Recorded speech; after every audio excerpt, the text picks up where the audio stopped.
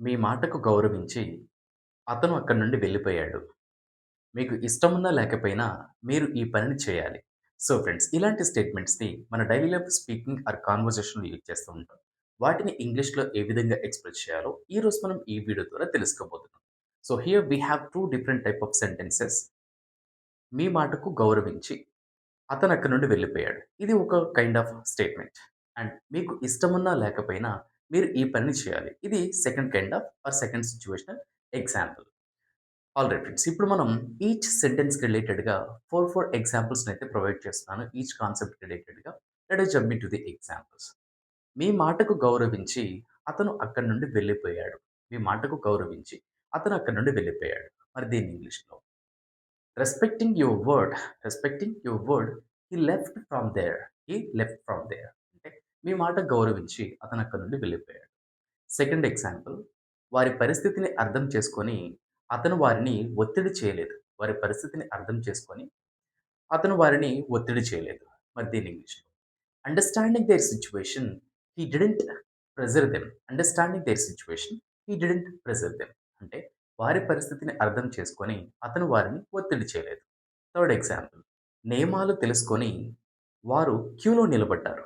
నియమాలు అంటే రూల్స్‌ని తెలుసుకొని వాళ్ళు క్యూలో నిలబడ్డారు. మరి దీన్ని ఇంగ్లీష్‌లో knowing the rules, they stood in the queue.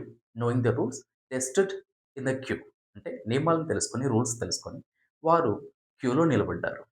Fourth example, వారి అభిప్రాయాన్ని గౌరవించి లేదా వారి అభిప్రాయాన్ని గౌరవిస్తూ మేము మా ప్లాన్‌ని మార్చుకున్నాం. వారి అభిప్రాయాన్ని గౌరవిస్తూ మేము మా ప్లాన్‌ని మార్చుకున్నాం. మరి దీన్ని ఇంగ్లీష్‌లో respecting respecting their opinion we changed our plan.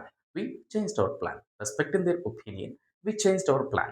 అంటే వారి అభిప్రాయాన్ని గౌరవిస్తూ మేము మా ప్లాన్‌ని మార్చుకున్నాం. Okay friends. Now let us jump into the second type of examples. మీకు ఇష్టమున్నా లేకపోయినా మీరు ఈ పనిని చేయాలి.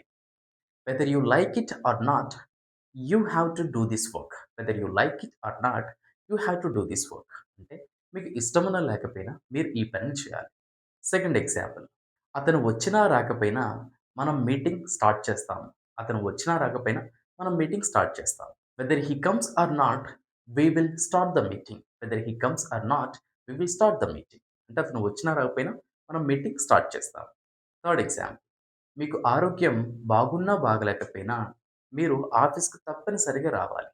మీకు ఆరోగ్యం బాగున్నా బాలేకపోయినా మీరు ఆఫీస్‌కి తప్పనిసరిగా రావాలి. మరి దీన్ని ఇంగ్లీష్‌లో whether your health is good or bad, whether your health is good or bad, you must come to the office. You must come to the office. అంటే మీరు తప్పనిసరిగా ఆఫీస్‌కి రావాలి. లాస్ట్ ఎగ్జాంపుల్, వాళ్ళు మీకు హెల్ప్ చేసినా చేయకపోయినా అతను మీకు హెల్ప్ చేస్తాడు. వాళ్ళు మీకు హెల్ప్ చేసినా చేయకపోయినా అతను మీకు హెల్ప్ చేస్తాడు.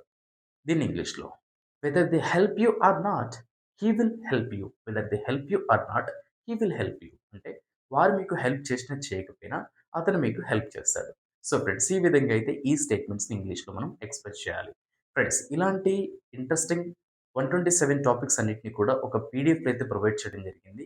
సో ఎవరైతే ఆ పీడీఎఫ్ పర్చేజ్ చేయాలనుకుంటున్నారో ఈ స్క్రీన్ మీద కనిపిస్తున్న ఈ వాట్సాప్ నంబర్‌కి పీడీఎఫ్ అని మెసేజ్ చేయండి. ఆ పీడీఎఫ్ రిలేటెడ్ ఇన్ఫర్మేషన్ నేను మీకు షేర్ చేస్తాను. ఇంకేమైనా డౌట్ ఉన్నా కామెంట్ బాక్స్‌లో కామెంట్ చేయొచ్చు. అనదర్ ఇంట్రెస్టింగ్ అండ్ యూజ్‌ఫుల్ వీడియోతో మీ ముందుంటాను. That's it for today friends. Happy learning and thanks for watching.